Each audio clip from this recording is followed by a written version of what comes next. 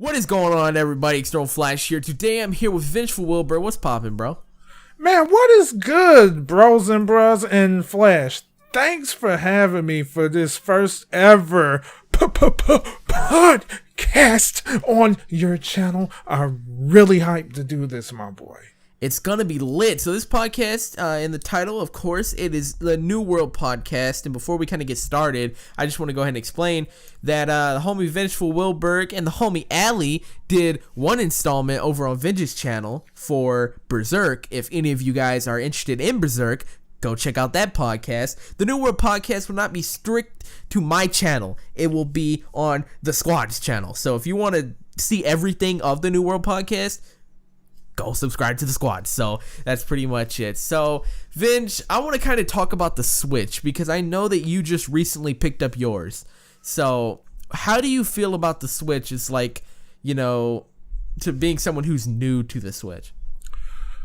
Oh my gosh. I don't even know where to start, but I will start like this. And as far as my history with Nintendo, like basically, you know, since I was born, like a couple of years after I was born, you know, I started with the NES, and it wasn't until the Nintendo Wii came around that I actually dabbed into Nintendo again. And then after that, you know, that's when I've been introduced to the Switch. It took me a hell of a long time to get my hands on this thing. It did. It did. And GameStop. I know, right? And to make matters worse, you know, like pretty much because of the so-called rarity, well, not necessarily rarity, but like the increase in demand, that led to a lot of organizations upping the ante in regards to the price. And so there are some people that could pay a good $600 out of pocket. But I mean, me, as much as thirsty as I was to get a Nintendo Switch, I was not going to shell out $600 No, for one. definitely not, bro. Definitely not. Right. So pretty much, I would say I was more willing to pay, you know, at least maybe $450 if I wanted to get one, like, bad enough. The only problem was the taxes was anus, bruh. I mean, like, literally, it was like, what, $460 or something like that? And then with tax, it literally went well over $500, which I was not expecting. Taxes on like systems are insane, dude. Like on games, it's just like $3 on a system, bro. Oh, that shit's ugly, bro. It was horrific, but fortunately enough, you know, I saved a decent amount, and so I'll go ahead and talk about my experiences in regards to the Switch. Like, how do I feel about it? Do I feel it was a worthy investment, like a system that I would actually enjoy using over time? Despite the crappy launch, because this is a horrific launch, I mean, like, you only got one game right now that's highly noticeable and recommended by people, which is Zelda Breath of the Wild. Now, you know, of course, when you have a lot of people from the outside looking in and so many people gave that game like 10 out of 10, blah, blah, blah, blah, well, of course, you got to make your own opinion. And based on what I've played thus far, I feel that Breath of the Wild is an amazing game. So much so that even though I'm not getting the best views, I do not mind doing a Let's Play of it because of how much fun that I'm having. Then on top of that, you know, I played around with some of the other features, and I actually got a chance to play a little bit of Splatoon 2, which was a beta. There was a beta release, and there have been people having a hard time getting on that. Like, yeah, I never got in. I was so sad. And rightfully so. It took me probably like a good 5 to 10 minutes, because what I did was, since I understand the difficulty it can be to get into a beta because hundreds of other people is trying to do the same thing. Yeah, thousands. Like, I'm way off here, right? Because, like, Splatoon 2 is a highly anticipated game. If it wasn't highly anticipated, it probably wouldn't have been that hard to get in. But I managed to get in after a couple tries, and I can honestly tell you this, like my expectations, it wasn't high and it wasn't low. You know, I was basically going in. Yeah, it was more like neutral, medium. Basically because like based on my experience with the Wii, like online connectivity was downright horrible. I didn't know what to expect. I know people said the Wii U did well in terms of that, but of course I can't be the judge of that because I didn't buy a Wii U. I tried out Splatoon, and I could say I wasn't even using a wired connection. I actually went in wireless, and it responded very well. And you know, I didn't feel any jerky movements and stuff like that. It felt very solid because one thing that I'm going to take very seriously is the fact that Nintendo and company is deciding to go with the payable. You have to pay for the online service, so it has to be up to par. And I would say it was pretty nice. I enjoyed the game. And see, that's another thing to bring up too. Nintendo is very smart, right? They're not like PlayStation and freaking Xbox coming in straight out of release, straight out the box. You got to drop like $20 to $60 depending on your plan, and to get online. Nintendo is smart. I believe the online is free until fall. You're right. But that is insane. That is great because it gives everybody a chance to test it out and to see how good Nintendo's online actually is before dropping the big bucks on it. So, you know, props to Nintendo for that. But in terms of like my, experience with the Switch, I think the Switch is a great console. I've done everything from, playing it in standard mode on the TV, taking it in the car. I haven't run out of battery once, despite what everyone's saying out of the battery. Mind you, I haven't played too much of like Zelda on the go. And I haven't even done max graphics, so I don't know about that. But the battery holds up well. It looks and plays great in the handheld mode. The menus are amazing on the system. And I think the game lineup for the Switch as well, the launch lineup, is pretty decent, man. You look at other consoles. I'm just using other home consoles as like an example, like PlayStation, Xbox. Their launch lineups were pretty stale. Matter of fact, people called the PlayStation 4 the Dusty Station 4 for the first year because it had Call of Duty and I forgot Killzone and couple other titles. It was barely anything. Switch is coming in straight out of it with Zelda. They just launched Binding of Isaac. They have I think they have ARMS dropping. They have Just Dance for any of you guys who are into it. I know a lot of Nintendo players are actually into Just Dance. I don't know. I'm not into it. But they have Mario Kart dropping next month, which I am personally very excited for. And then obviously some bigger titles are going to be coming out in the summer. So the lineup is fabulous, bro. Like freaking Zelda can last you months if you're like one of those people that have to do everything in the game. So the Switch is well worth the money in my opinion. Like it's an amazing console. So ooh, okay. That's pretty much my plan or my idea of the Switch. Oh man, you brought up a lot of interesting things that I didn't even think of touching on. Like, that was actually smart of you, to be honest, because I totally fudged on that. Because I guess since you brought it up, I might as well share my experiences in regards to the functionality of it. Yeah. It's very solid.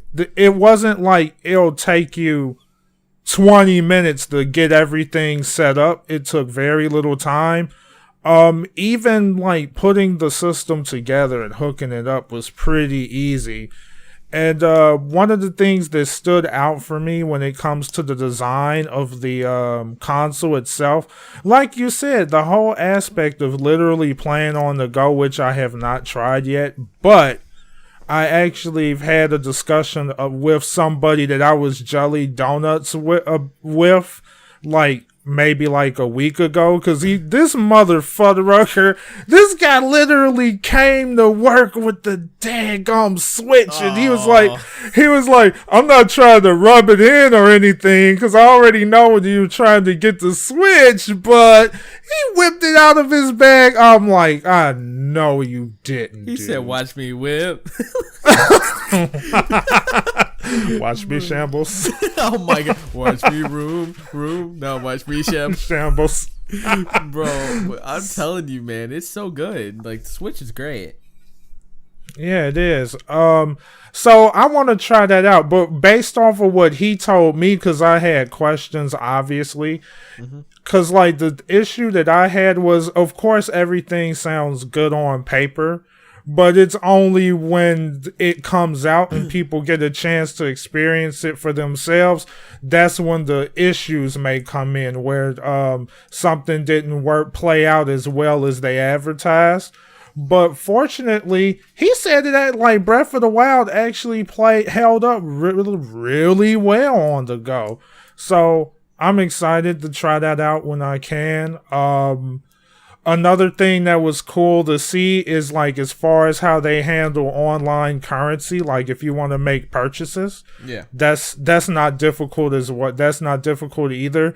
You could even go as far as to use like, I think it was the iShop cards, basically the same cards that you would use to purchase stuff from the Wii U. So it's going to be very familiar. Yeah, so it is eShop. I think I said iShop. I don't know what I said.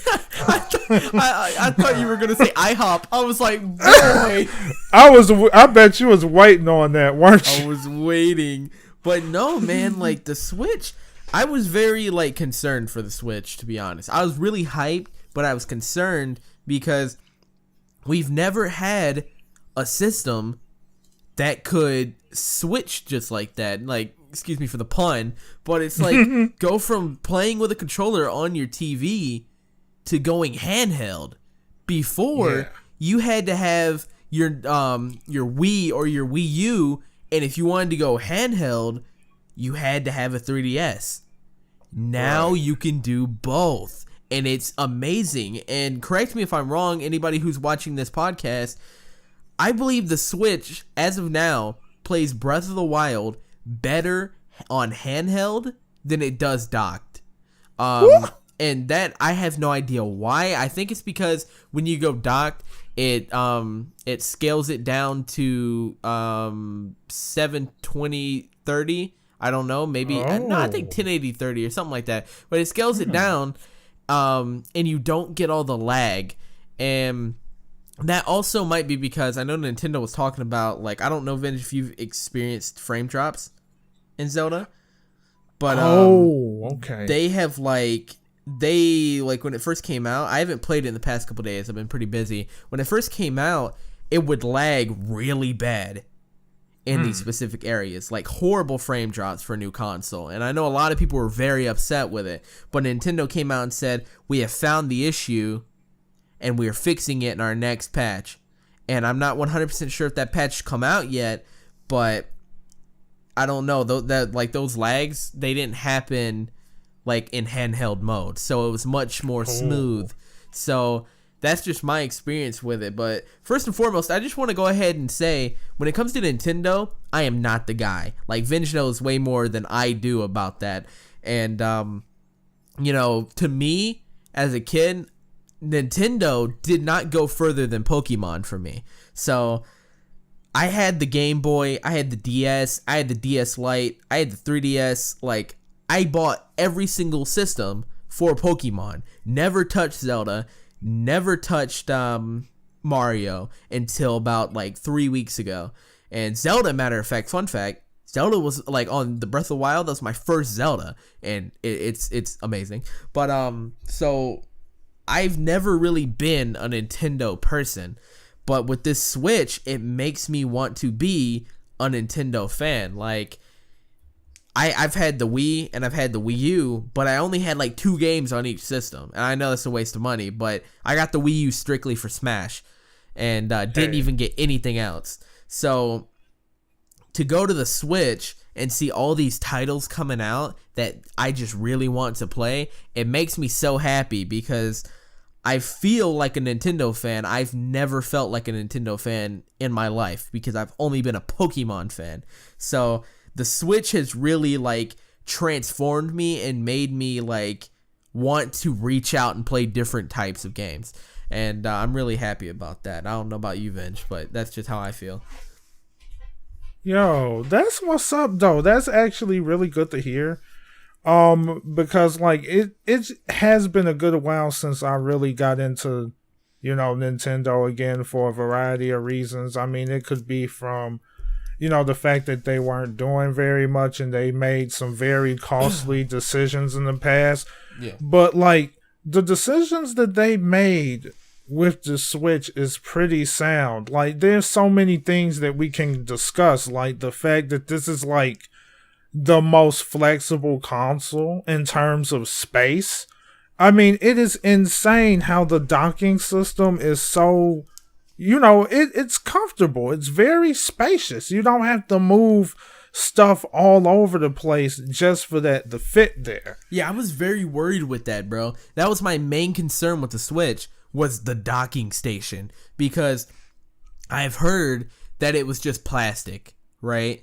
Like nothing special, just something with an HDMI port on it. I have heard that it was so flimsy or whatever before the system actually launched from like pre-reviews, but when I pulled it out of the box, it felt so good. It's everything you need it to do. Matter of fact, I prefer it like that because I'm the type of person, like, I'm scared that somebody's gonna pull the wire off and knock the whole thing off, like when if the Switch isn't in it, and it's like, so it's not like a system, it's just a shell. So I don't know, I'd kind of like that. But I was also worried about the system being scratched when sliding it in. But there's like, you're right, it's like just as much like room as needed. So it's very comfortable to put it in and out. Pause. But I'm done. Oh, shit. Yes. Excuse my French. Why don't I talk about the Joy-Cons a little bit? Because like that, I was very iffy with that whole idea, especially because of the fact that I do have some pretty big hands, and I felt like using the Joy-Con would not work very well for me. Everyone has their preferences, but like based on my experiences, it's very interesting how they executed that. It was actually well done. I mean, like, even though, my hands is pretty big and everything, I was still able to control everything pretty well. I mean, I didn't have a whole lot of issues. If anything, it's a matter of me getting used to what button does what. And so, I mean, and you'll definitely see that, like, in Let's Plays. But the thing that I was really happy about was how flexible it is. Like, the little Joy-Con holder, the little thing that you put the Joy-Cons in to make them work, that was done very well. Charging the Joy-Con controllers, very easy. Multiple options. And you don't have to worry about breaking it, because that's the thing that really bothered me the most. As long as you're careful with it, you should be fine. And the dope thing about it was, like, certain games, like, you literally need like 1 or 2 Joy-Cons. So if you pull it out, they even have it where with certain games or whatever, you literally play the Joy-Con like horizontal. You know how, like, when you have it in the Joy-Con, I guess carrier, whatever you want to call it, and you play it vertically. But there's some games where you take one piece and play it horizontally, and even going as far as using it to, like, scan eating motions. Yeah, that's freaking weird. Insane. But, like, the whole like vertical and stuff like that and horizontal, freaking Mario Kart's a perfect example for that. Like, because you can actually play with one Joy-Con and turn it and use the one analog to move your car, and give the other Joy-Con to like a family member or something, and they can sit right next to you and do the same thing. So it's like 2 controllers in one. And that's another thing, man. I think the Joy-Cons, a lot of people are freaking out that they're like $70 or 80 or whatever it is. It's like they're technically 2 controllers, bro. It's like, and they're really well made. They don't break easy like freaking like PlayStation controllers do. And I'm a PlayStation fanboy, but those shits, I've broken like 5 or 6 of them on Naruto. Like they ripped. But the Joy-Cons, they got some armor on them, man. Like I haven't dropped them yet, but they just don't feel as breakable. Yeah. Yes. Okay, I have another question for you. How do you feel like since you've played since you actually played the on the go, did you play like Breath of the Wild on the go? I have done. You played that on the go, right? Yeah. So it was what you said was very interesting about that, because you said that it may actually play better on the go than on screen, because I can kind of like understand what you mean by that, because like here's how I see it, because like I basically played the most that I played was using the docking system. I never tried like playing it on the go yet. But one of the things that I did notice, it wasn't horrible as some people are saying. I think the update has already been established in terms of Breath of the Wild, because I did get an update. As far as like lag spikes is concerned in regards to like frame rate and such, there was maybe an occasional dip, but I think it was like mainly only one time where I actually saw it. It was rare in occurrence, so that update held up pretty well. I almost feel as though maybe one of the reasons why this happens, when you say why playing on the go is better, kind of like what you said, but I'm going to rephrase it just a little bit, was the fact that because it's docked and it's being projected on the TV screen, it's almost like they literally have to blow the image up. And by them doing that, it requires more. It's like you're taking something that's actually smaller and making it bigger, and it just adds more work.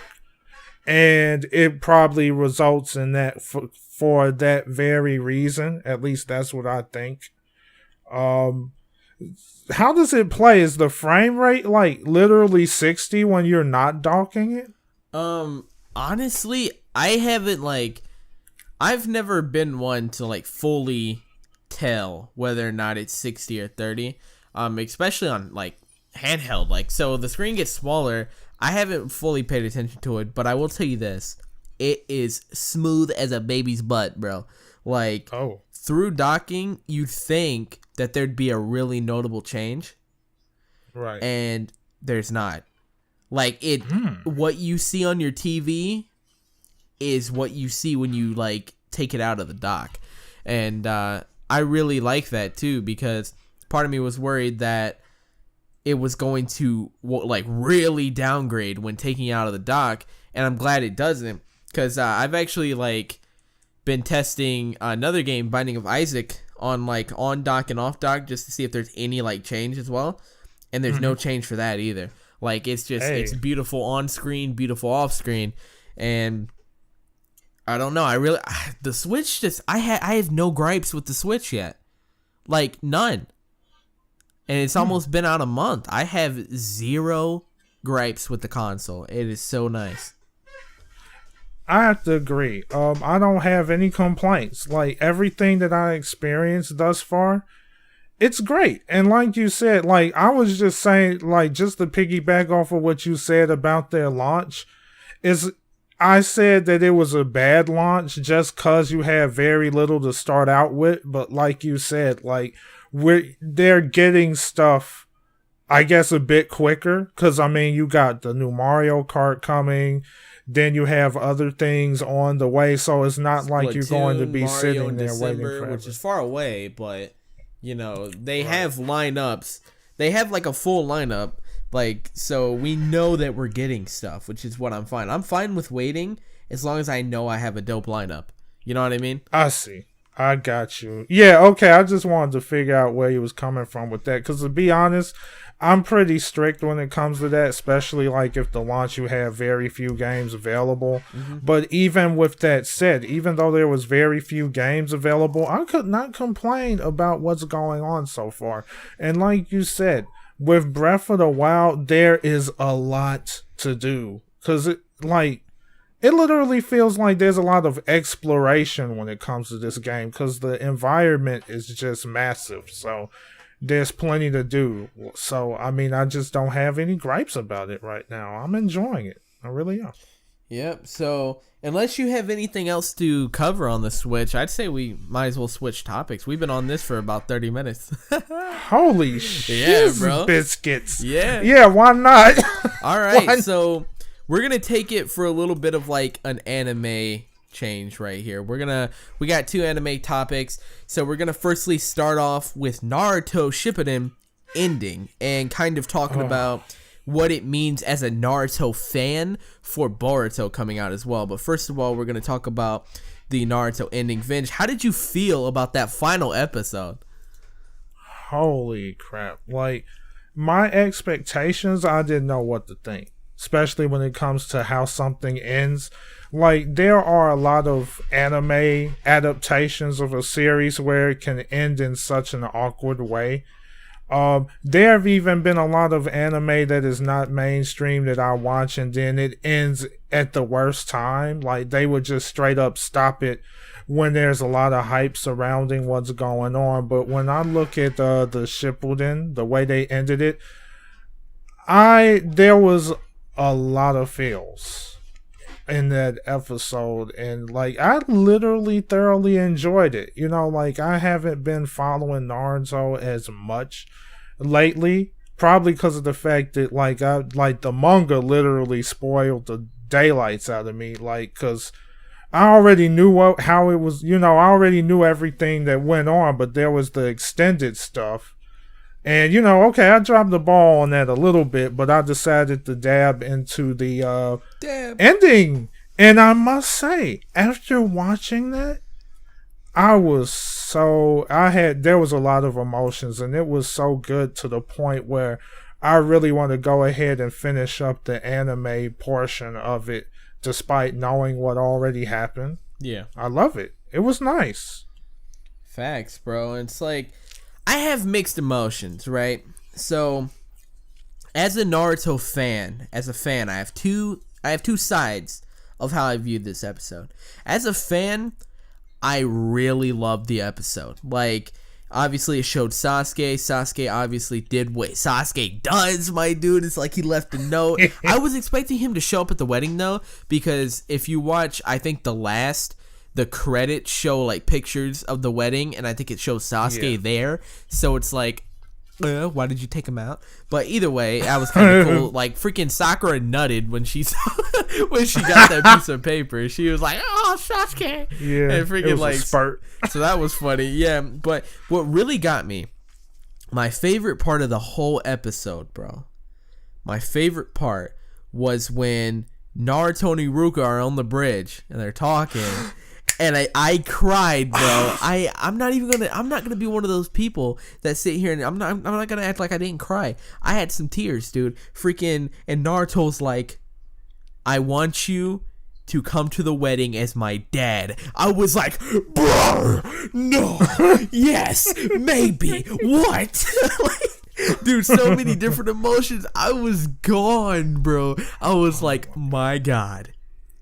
Yes. And it's like my other favorite moment was when Naruto and Hinata are standing there and they're about to walk down the aisle. They're about to leave the room, and they walk up to the window, and Naruto's in his freaking like uniform or whatever, and he freaking like just looks up at the Hokage faces. I was like, my dude, that moment right there is fucking weeb worthy. I was so happy. But the other part of me is like, really, nigga? Like freaking the fact that they ended it where they did kind of upsetted me. Because it's the last episode. They didn't end it with the kiss. They didn't end it with like the party, the after party. They didn't They didn't even bring Sasuke further in than he was. You know, we went through all these different episodes. Vince, you didn't see this. All these different episodes of the gifts that these people are going to bring to the party. That's like the whole arc. Everybody figuring out what type of gifts that they're going to give Hinata and Naruto. We did not even get to see the gifts that everyone brought. They didn't even show it. You spend a whole arc figuring out what you're going to get, and you don't show us what you get. It's like, really? I feel like it was rushed, and kind of upsets me because I know when they release Boruto that they're not going to go backwards. They're going to focus on Boruto, which makes sense, but they freaking I feel like they messed up with the pacing and they paid the price for it, the hairy price for it. You know what I'm talking about? Oh my god. Yo, man, honestly, I can't argue with that. Like, that's very reasonable reasons for this season. And to share my thoughts as to how I felt as I was watching this, bro. Like, I knew you was gonna say like one of your favorite parts was gonna be that bridge, because man, I felt the exact same way. Naruto has been through so much, and for Naruto to acknowledge Iruka in that fashion was just perfect to me. I had so many feels at that moment, but unfortunately I was in a Discord call as I was watching that, and just when I was about to shed that tear, Blick ruins it with one of his silly jokes. I'm like, you ruined it! I was about to cry! Ruined it, soiled it. So, but with that said, that scene really hit me hard because of the simple fact, if you think about it, even though Iruka is not that strong at all, like he took a ton of L's, but after watching this episode, Iruka actually gets the biggest W, because if it wasn't for Iruka, Naruto would have never got where he got. Facts. If there was anything else that got me, was just the overall interaction between some of the seeing everybody at the village, Iruka's interaction with Konohamaru, how Iruka, he was trying so hard to do his part when it came to the videotaping of the best wishes, but he was struggling so hard to do it because he just didn't know what he wanted to say. It was like he knows what he wants to say, but he wants it to be so picture perfect, and Konohamaru is like, he's looking at him like, what's wrong with you, dude? Like this should be the easiest thing. Right, exactly. This should be so easy for you, and it was a struggle. And it was so interesting because you look at Naruto, he was struggling with the same thing as well, because they both wanted to tell each other what they wanted, but at the same time they didn't want to blow it, because this is such a huge moment for Naruto and even Iruka as a teacher and a mentor. And like, for him to be taken from that realm of being seen as nothing but a teacher, right, and to be looked upon as more like family, it was a huge thing. And I was laughing a lot in this episode because of the fact that you see Killer B being as goofy as he is, pulling out the yes and no signs and his crazy rap, and then the Raikage face palmed.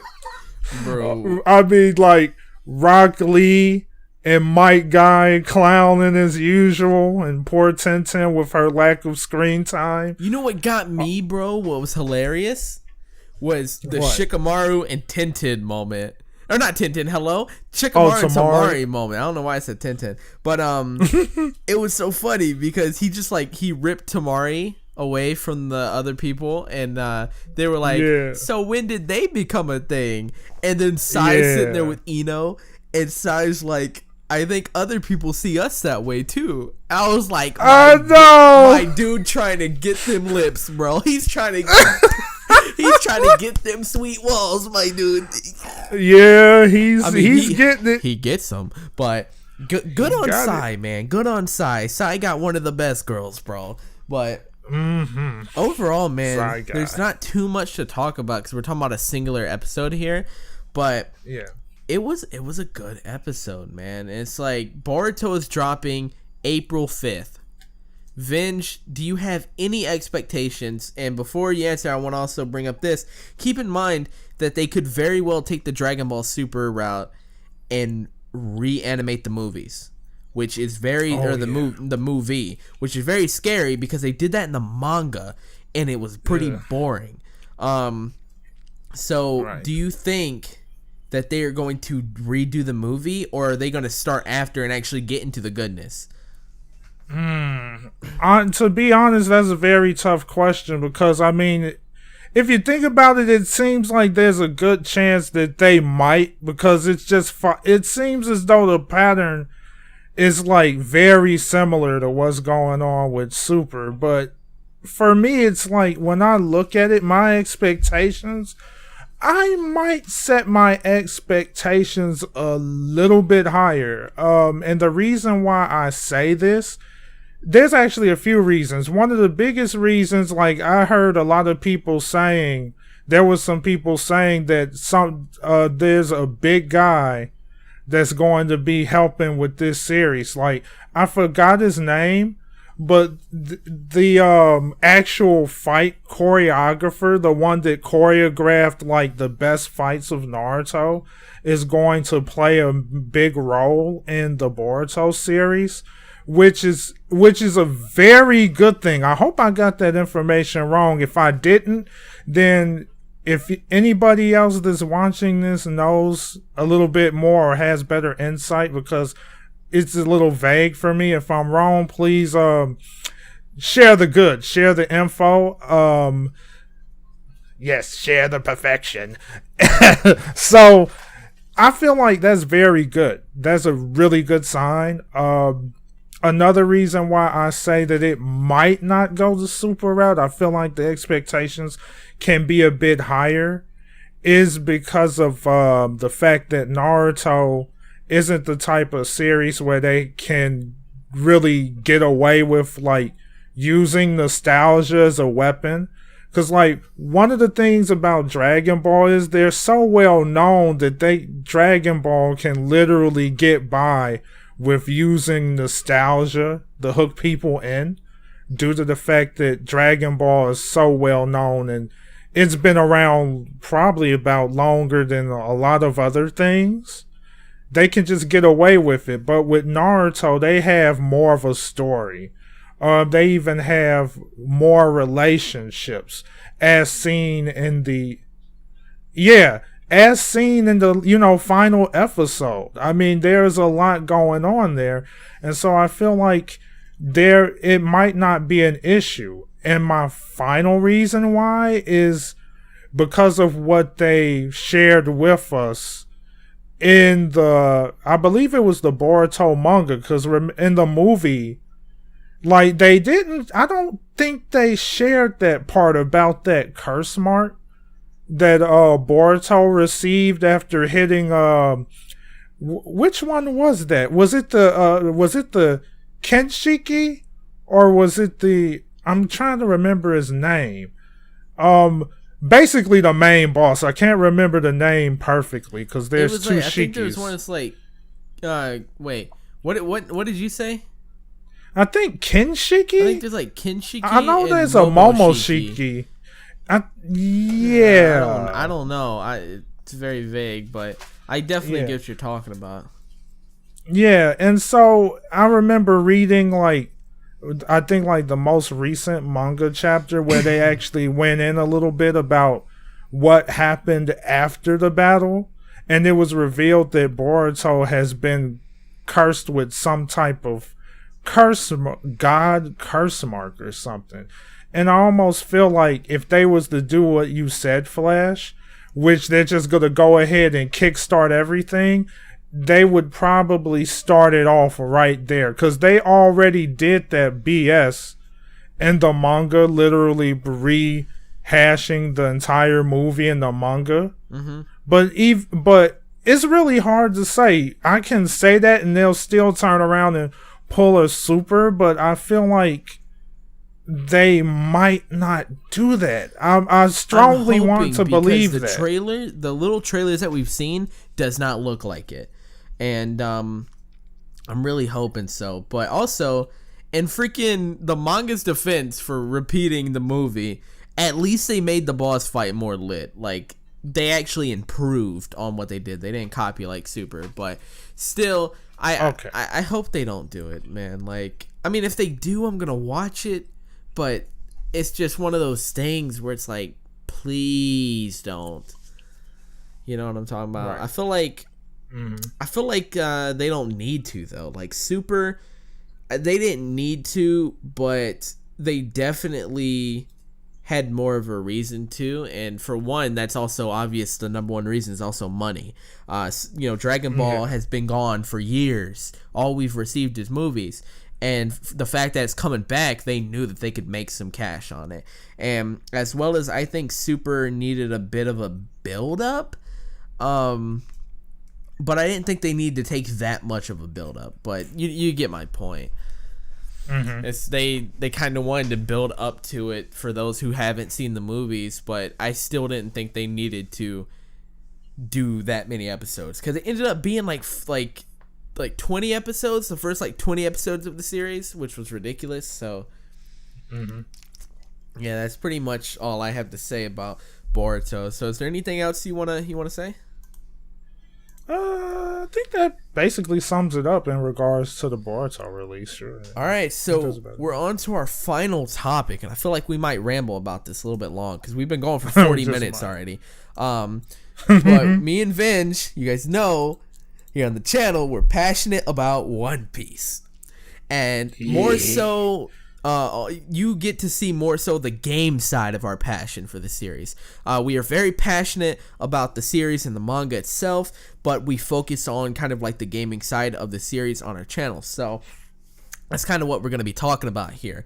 And I don't really have a direction that I want to take this, but kind of I want to explain to you guys because I feel like some of you don't understand why Bandai is taking the route they're taking with, being very suspicious about releasing games here in America or using certain developers to do certain games, and kind of like, I guess, moving forward with how many games have been released in America. So me and Vince have a list here. I don't know if Vince has his list pulled up, but it kind of shows the games that have been released in Japan and America and stuff. And Vince, do you have anything prepared that you want to say, or... Because I just pulled mine up. I didn't have mine prepared. I was unprepared. But oh, it's all good. Because, of course we can't cover every single game and actually explain how the games are played in detail. But we can definitely talk about certain patterns. And then maybe if we was to go into more detailed discussion, we can actually start by talking about, the occurrence of the Pirate Warriors games and the issues with Burning Blood, because that's probably going to be a huge focus towards the end of this podcast here. But the thing that I definitely want to share with you guys that I thought about, because we was going to do this podcast, it was just a matter of when. Here's a pattern that I have noticed. There have been an array of One Piece games. The very first One Piece game that was actually released was on July 19th, year 2000. And this was One Piece Become the Pirate King. And this was published and actually developed by Bandai. Now, here's the interesting thing. From that date forward, it wasn't until the year 2005, if I'm not mistaken. It wasn't until 2005 that we actually begin to see One Piece games actually released in North America. And to be more exact, the very first One Piece game that was released in America was One Piece Grand Battle Rush. So there was actually plenty of One Piece games that came out before then, but all of those games were actually released in Japan. Yeah, and another thing to note as well is in 2001, the actual second game on this list is, and this is the only game in the first 5 years of this list, mind you. So this isn't like, oh, some of them are released in the EU and some of them are not. No, this is the only game from 2000 all the way to 2005 that were released in the EU, and it was One Piece Grand Battle. And that was on the PlayStation. So I didn't know if that really matters, but I thought I'd throw it out there. And then every game, like Vince said, from 2000 and 2005 had just been Japan. And you guys know the reason for that being, not to cut you off, Finch, but the reason for that being is that One Piece is like, okay, let me just bring it to anime standards. Okay, so you guys know how big Dragon Ball here is in terms for anime fans. One Piece is that in Japan. Matter of fact, you guys know how we all love Marvel here in the US and how we all love, superheroes and Transformers. That is your One Piece in Japan. Star Wars here, that's One Piece in Japan. Like, it is huge. On the side of billboards, buses, that's One Piece, and it obviously sells. So that is their reasoning for obviously targeting Japan, for the most beginning and end of releases and stuff like that. So, yeah. Mm-hmm. That's actually a really good thing to mention. And there's no problem. Like, I didn't find any issue with you, like, cutting in. That was fine. Because that was a very good thing to mention about that EU date. Because I still find that to be important. Because that's not necessarily a North American release. That's still on the other side of the world. Yeah. So it was worth noting. And like you said, just to piggyback off of what you said, like, the popularity of something is, unfortunately, the popularity of something is always going to play a big role in whether it's going to come to a certain region. And unfortunately for One Piece, like, One Piece is not necessarily that big in the North America. Now, I'm not saying that there's not a lot of One Piece fans in North America, because there are. It's just that if you was to look at Dragon Ball and Naruto, there's a lot more people there. There's even more Bleach fans, and that's saying something. Ooh. And then another thing that I thought about, the games itself, the way people treat the games themselves, that even gives you an indication of how popular One Piece is. If you was to ask anyone if we did, like, what game would you prefer to get? Would it be a Dragon Ball game, a Naruto game, or a One Piece game? I'm sure the percentages would be way more higher for Dragon Ball and Naruto than it would be One Piece. Yep. That's factual. And we don't really want to, like, waste your time going through all these games, because they have on and offs of, like, what game releases here, what game releases there, this, that, and the other. But pretty much we're going to go down to the most recent home console release. We're going to go to Burning Blood. Now, Burning Blood, of course, you guys know that's the fighting game that was released on, like, PS4, Xbox One, PC, and it was developed by Spike Chunsoft. Now, the game was, in my opinion, a really good game. For its first installment, it had its issues, but it was a pretty good game. And the reason be for pretty much not a okay, I can't speak. My English is shit today. I'm sorry. But there is a reason that we are more than likely not going to receive a sequel, and it really upsets me because I'm a big fan of Burning Blood, and that is Spike Chunsoft. Their games just don't sell. They have a line of previous games. They made the I believe they did the Tenkaichi series, the Budokai Tenkaichi series. We all know that those games were amazing on the PS2. Everyone loved Tenkaichi 2 and 3. And then they made Raging Blast, which Raging Blast was good. It sold well enough to get Raging Blast 2. Raging Blast 2, on the other hand, did bad. Like, horrible. They could not make another sequel. And then they went on to J-Stars. J-Stars did okay. It did okay. It took them over a year to release in America, which was scary, but it did okay. And then it comes to Burning Blood. Burning Blood did not sell very well, surprisingly. Most of its sales came from Japan, and that's kind of obvious because the fans were, I mean, there's more of them over there. So right. Burning Blood didn't do that well, which really sucks. And there's a couple of reasons why me and Venge kind of think that. And before I give my reasons, I'm going to let Venge give his reasons as to why, like, we think that they could have done better with the sales and promotion and all this other stuff. So, Venge, do you have anything to say on that? Oh, sure, I do. Like, there's quite a few reasons as to why I think this actually happened. Like, I would say, like, one of the biggest reasons has to do with, I would say, the playability factor, because, you know, usually when you look at anime games, one of the things that kind of stands out in that regard is the fact that usually it's going to be the fans that picks it up, or people that's interested in the series that's actually going to, you know, get engaged in the game itself. And so imagine someone that's not into One Piece trying to get into this game. Like, it's going to be a hit and miss because of the fact that it depends on the person, especially if the game isn't as simplistic as some of the previous titles, because there have been, if you look at, let's say, for example, the Storm 4 series, right, it doesn't take that much for anyone to learn how to play that. Anyone can basically pick that game up and play it.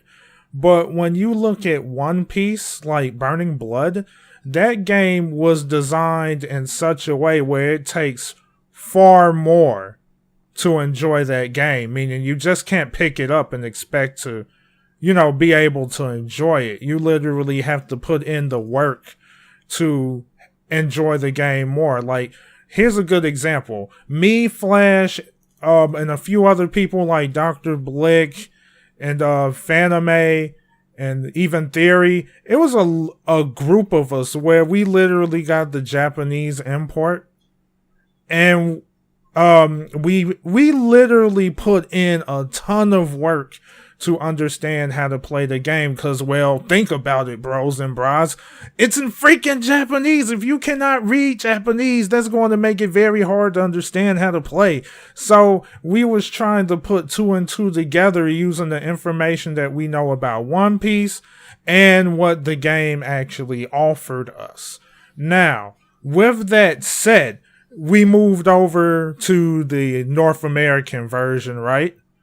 And the biggest problem with that, when you look at the North American version, Spike really dropped the ball on that because they did not explain properly how to play the game.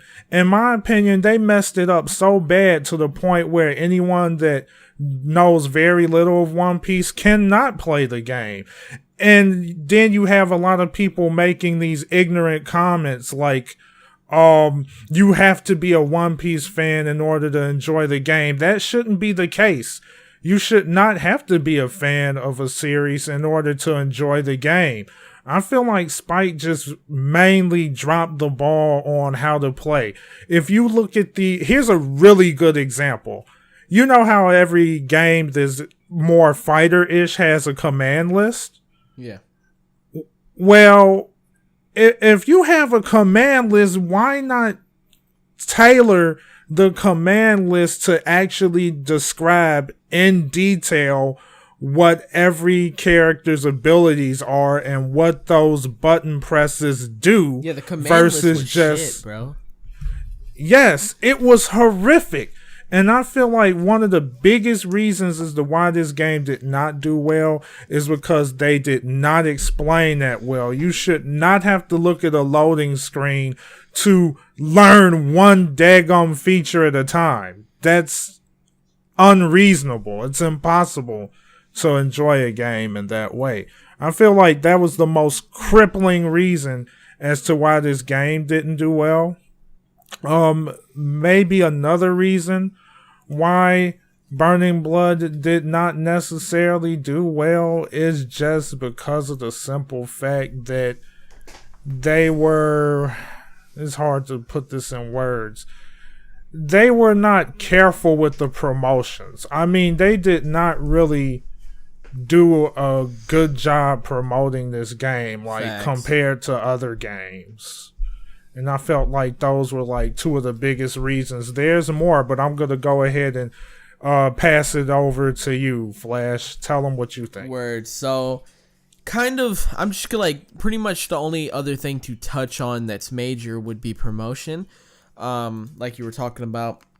So, Bandai, we all know Bandai is a good company. This is nothing, mean towards Bandai. I love Bandai Namco, but the way they treated Burning Blood was pretty poor, man. Like, when it comes to other games like Xenoverse 2 and Stormfort DLC and, Xenoverse DLC and all this other stuff that was coming out at the time, that is what they were focused on.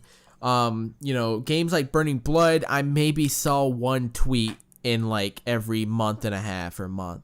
And it came to a time, and I remember I even messaged Dugan this. I was talking to Blick, Venge, and I was frustrated because the Burning Blood DLC too was coming out, and they didn't tell anybody until like a day or two after it was out. And we're talking about the US branch of Bandai for that.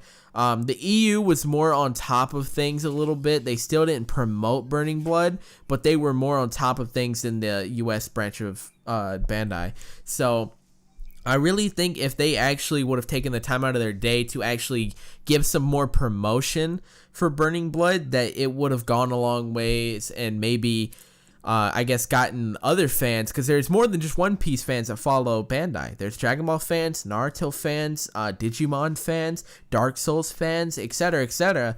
And it could have caught their eye. They might have been like, hey, I saw an episode of One Piece, on Cartoon Network or whatever when I was younger, and now there's a game. Maybe I should try it. The possibilities are endless. They could have done more promotion, but they just didn't.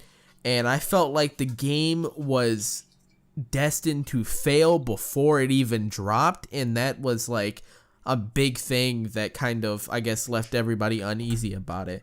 And that's pretty much it for like why I think that it failed. Vince covered a lot of it. So, those are the main reasons. But what scared me, and this is an open question. So this is a question directed to Vinge, but it's open to everybody. So we know that Burning Blood dropped April 21st in Japan, 2016. And then September 21st, the same year, and this is weird, we're not used to getting, the past couple of years, we're not used to getting 2 One Piece games in 1 year. We got One Piece Great Pirate Coliseum. And that game, of course, did not come to America. Are you scared that they are going back to their previous line of releases where they release a game in US and about 2 to 3 years of Japan-only games? Mind you, I also want to bring up that Bandai EU just recently trademarked Unlimited World. Not One Piece Unlimited World, not Unlimited World Red, but Unlimited World. And it's kind of, people are theorizing that it's a One Piece game, but we have no confirmation. So with that aside, do you think that could possibly be what they're doing because the games haven't been selling the way they wanted them to? Oh, that is such a tough question. I know, I just threw it out of my back pocket. We didn't talk about this at all. Yeah, so basically just to kind of like make sure I got this right. So are you asking what I think this whole situation with like One Piece Unlimited World is going to be? Like, is this new lineup that they're planning? Well, okay, so keeping in mind that this Unlimited World thing got trademarked and that it could be One Piece but not confirmed, With that in the back of your mind, do you think that they could be going back to their old roots and releasing in Japan for a couple years instead of America? Oh, I see. This is a very tough question. Because, I mean, if you look at the record of Spike, like you just said, a lot of the games that they did not sell well. And the fact that Burning Blood did not do very well, that could potentially encourage them to do just that. Right. I mean, because, you could even look at, I know this is completely off topic, but this is still a One Piece subject matter here. Look at what happened with Toonami recently, and then, like, One Piece literally got kicked off of Toonami. Right, yeah. It's very tough. It almost makes me feel like this could potentially happen. Either it's that, or they're trying to turn things around with a completely new direction in regards to gaming. Because one thing that I will say, it doesn't make sense for the One Piece Unlimited World to be like another Pirate Warriors game. Like, if they said Unlimited World and then a color, alright, then I'd be worried. Because, like, I think everyone is a little tired of another Pirate Warrior-ish kind of game. Because we already been bombarded by those enough. I mean, we already had Pirate Warriors 3 a year ago, or maybe a year or two ago, and then looking at the Unlimited World game that was already released prior to this was One Piece Unlimited World Red, and that was basically like a watered down version of Pirate Warriors. It's a bit concerning. Dugan made an interesting theory about this could just be a new kind of game that's kind of like a filler. Maybe it could be more of an adventure type game to give them more time for maybe another stab at Burning Blood, but it's difficult to say if that's even going to happen due to the fact that the numbers were not great. Because one thing that I will tell you guys right now, when it comes to the numbers, they take that very seriously. Because if they wasn't concerned about numbers, there would be a lot of things that people asked for that we would have already gotten. Like Dragon Ball Tenkaichi, Budokai Tenkaichi 3, like a remaster of that. Right. Am I not wrong? No, you're right. So yeah, that's the only thing I can come up with on that one. Yep, and I don't know. It's just scary. And one day I might make a video titled "Is One Piece Being Boycotted in America?" and kind of get more into detail and kind of figure out what is happening, because it's so weird. It is so weird, everything that's going on. It's fishy. It's very fishy, because not only are the games getting a weird treatment, the games have been getting a weird treatment for years, but so that's nothing new. But they released a One Piece movie in theaters, and everybody might be like, hey, that's awesome. But for a company to release a series in theaters for the first time in a certain, state or country or whatever, that is a test. That isn't a, hey, let's release it over there. That's a, hey, I'm going to test the waters to see how many fans are actually there. And yeah, I feel like it's weird. I haven't looked at the sales for One Piece Film Gold in America, but I feel like they tested the waters and maybe they set a goal. They're like, okay, if the movie doesn't raise such and such money, we're going to pull back for a while. And I think maybe it's a possibility that it either didn't reach it or barely reached it, and maybe that is a reason why they're pulling it off of Toonami. And of course, there's the games as well. All of this is a possibility, and that's for a future video that I think I could go more into detail on. But just to kind of give you the idea of little signs. None of this is 100%, but it's little signs that pop up into your head, and it's like, wow, is this actually happening? And I don't know, but it's just a little bit weird what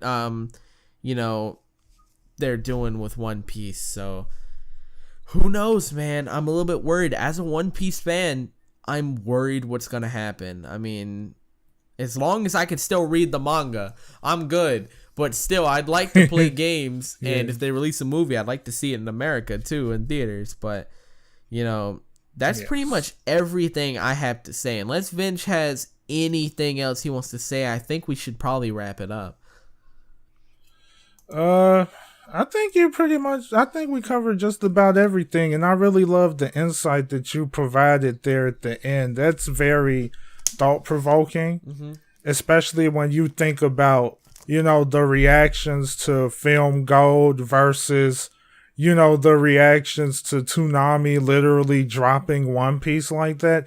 I feel like that was pretty huge, because me personally, as a person that's, getting into One Piece and I'm becoming a huge fan of it, to the point where I literally did a theory video on it and put in so much work to do it, because I rarely do, theories on an anime, and it was like I was encouraged to do so just due to my enthusiasm for the series itself. And I understood why it happened, but at the same time, I felt like I was being kicked in the balls, as a One Piece fan, for it to get dropped like that.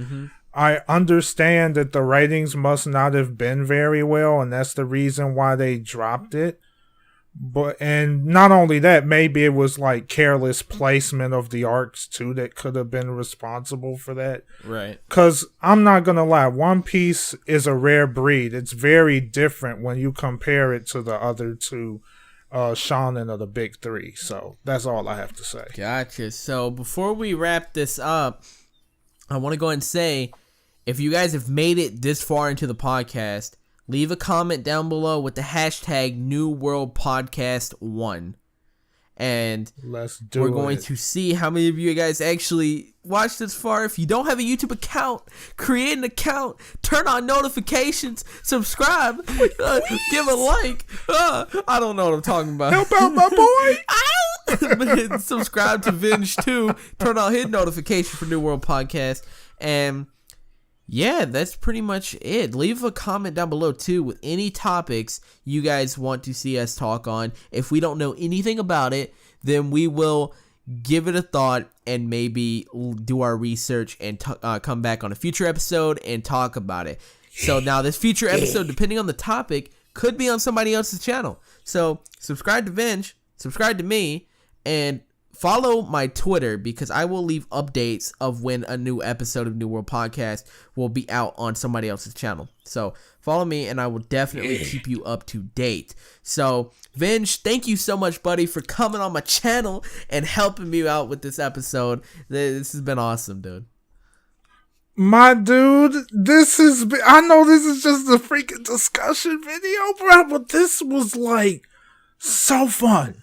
I'm not even going to lie to you. This was great, my dude. Thank you. This was a fudging honor, bro. Yeah, dude, this has been lit. So, I don't want to end it. I'm having too much fun. I just want to go ahead and explain this real quick. I want to explain this real quick, that everything me and Vinge have been talking about in this video, we do this off video all the time. We talk about this shit all the time in different stuff, and we thought to each other, bro, we've been talking about a podcast for so long. Why don't we record these conversations? They are golden for podcasts. We will talk all night one time, and we'll just be like, bro, this topic would have been perfect for a podcast. What are we doing? And we're finally getting around to it. So I hope you guys enjoyed this as much as we did. But other than that, we're going to go ahead and head out. So thank you guys so much for watching. Leave a like, leave a comment, subscribe if you haven't. Check out Vengefulwilberg in the comments. And we're gonna go ahead and dip. So peace, Lee. Peace, guys, sensei. Oh yeah,